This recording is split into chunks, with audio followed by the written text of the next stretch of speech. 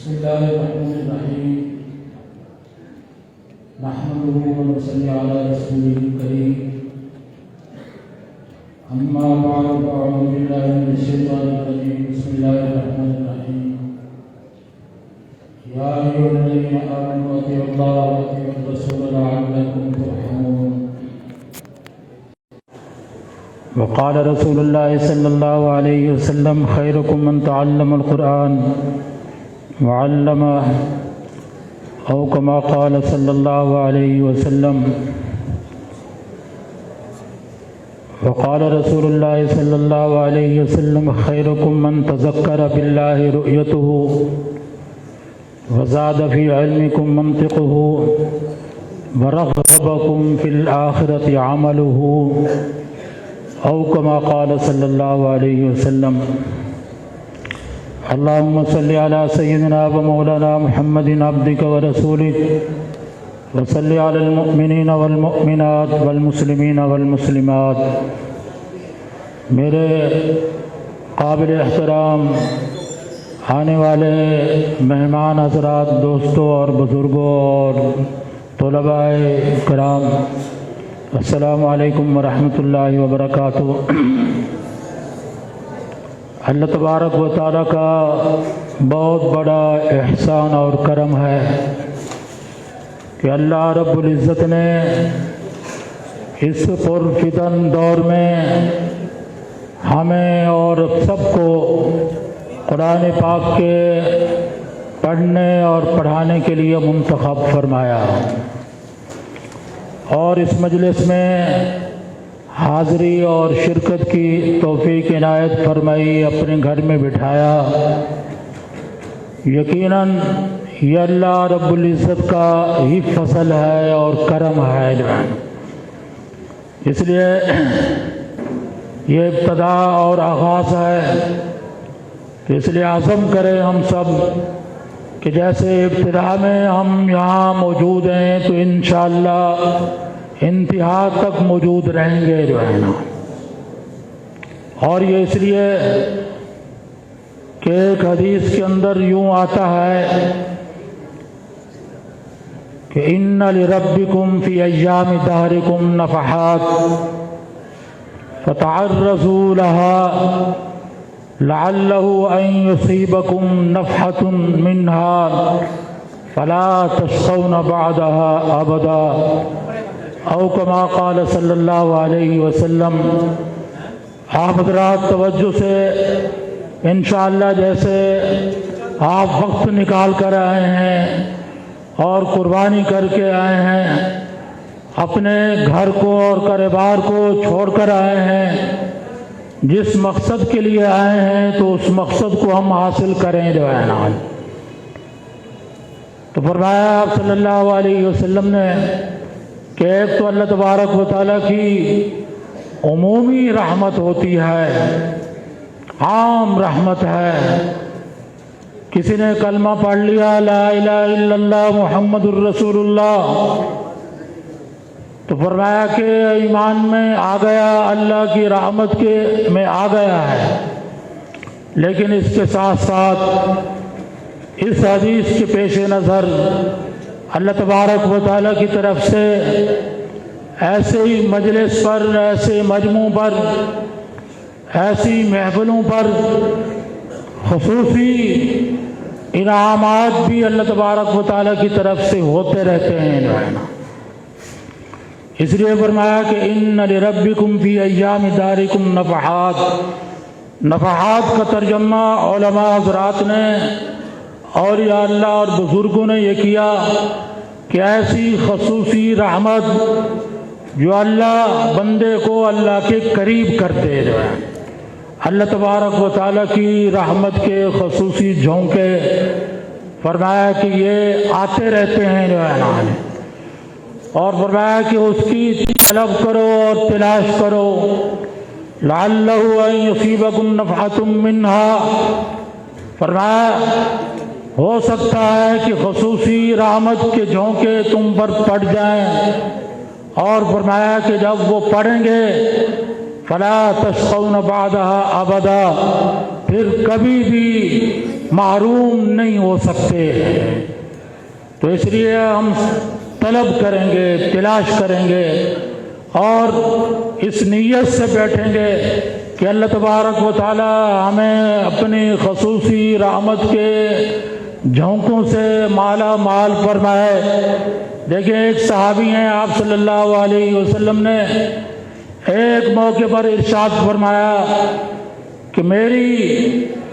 امت کے 70,000 مسلمان ایمان والے ایسے ہوں گے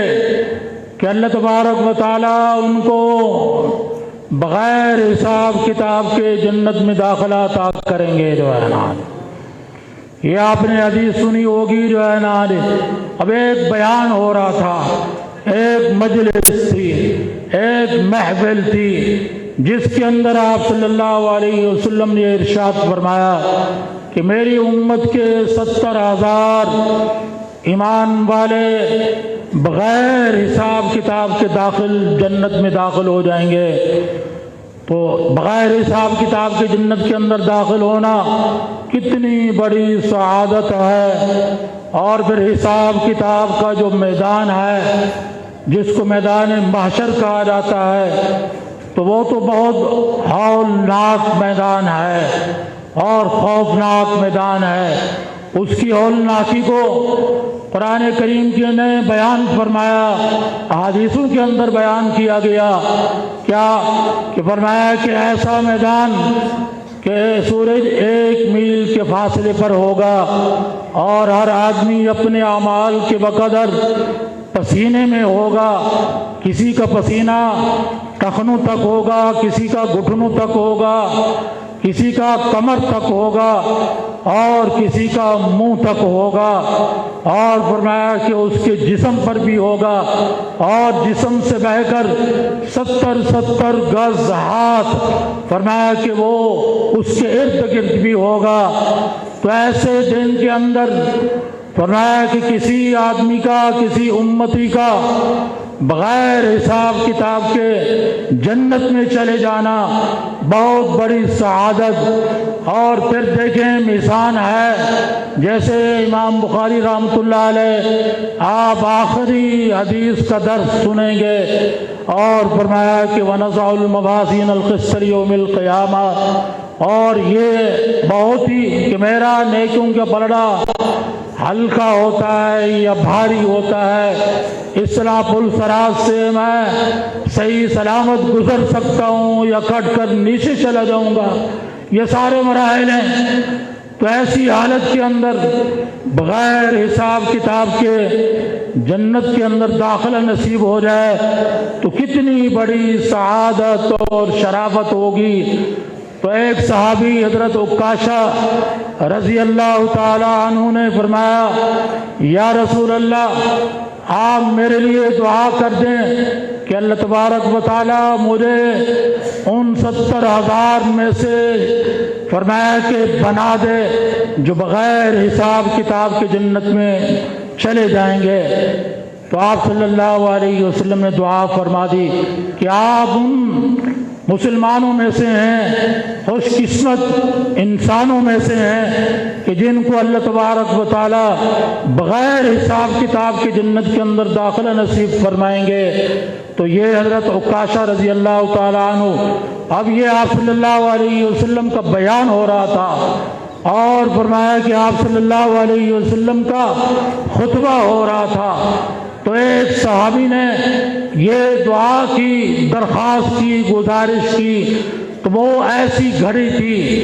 ایسی فرمایا کہ لمحہ تھا کہ وہ اللہ تبارک و تعالیٰ کی رحمت کے خاص جھونک میں سے تھا۔ تو آپ صلی اللہ علیہ وسلم نے دعا فرما دی کہ آپ ان 70,000 میں سے ہیں کہ جن کو اللہ تبارک و تعالیٰ بغیر حساب کتاب کے جنت میں داخلہ نصیب فرمائیں گے۔ تو یہ اس طرح ایک دوسرے صحابی کھڑے ہوئے، یا رسول اللہ میرے لیے بھی دعا کر دیں فرمائیں۔ تو اس پر آپ صلی اللہ علیہ وسلم نے ارشاد فرمایا سبقک من عکاشہ، اب وہ گھڑی، وہ سعادت، فرمایا کہ وہ رحمت کی خاص جھونکے وہ حضرت عکاشہ رضی اللہ تعالیٰ عنہ کو حاصل ہو گئے اور وہ تم سے سبقت لے گئے جو ہے نا۔ اب یہاں پر دیکھیں حدیث ہے جو ہے نا، ان لربکم فی ایام دارکم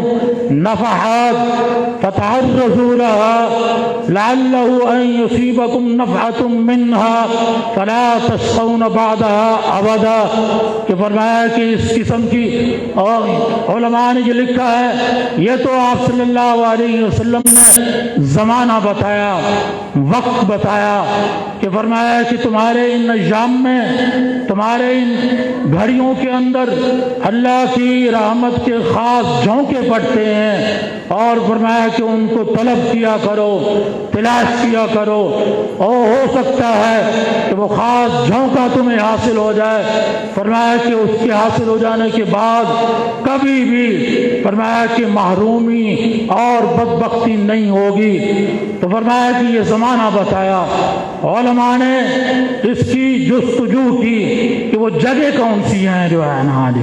تو اس لیے فرمایا کہ دوسری حدیث سے اس کی جگہ کا بھی تعین کیا ہے۔ فرمایا کہ یہ نیک مجلسیں ہوتی ہیں، اللہ والوں کی مجلسیں ہوتی ہیں، اور فرمایا کہ جہاں اللہ اور اللہ کے رسول صلی اللہ علیہ وسلم کے تذکرے کیے جاتے ہیں اور آخرت اور قبر اور موت کو یاد دلایا جاتا ہے، جس کے متعلق اختتام پر، انتہا پر اللہ رب العزت کی طرف سے فرمایا کہ مغفرت کا اور بخشش کا اعلان کر دیا جاتا ہے، اور فرمایا کہ ایک آدمی ایسا آیا جو اس مجلس میں شریک نہیں تھا، کیا ہے ہمارے پروردگار آپ نے اس کی بھی مغفرت کر دی، تو اللہ کی طرف سے یہ اعلان ہوتا ہے ہم الجلساء لا یشقی جلیسہم، فرمایا کہ یہ ایسی محفل، ایسی مجلس ہے کہ ان کے ساتھ بیٹھنے والا بھی اللہ کی رحمت سے محروم نہیں ہوتا۔ اب یہاں پر دیکھیں علماء نے جگہ کا تعین کر دیا کہ یہ اس قسم کی مجلسیں ہوتی ہیں جہاں قرآن پاک کا ختم ہوگا، جہاں فرمایا کہ صحیح بخاری اصح الکتب بعد کتاب اللہ کا ختم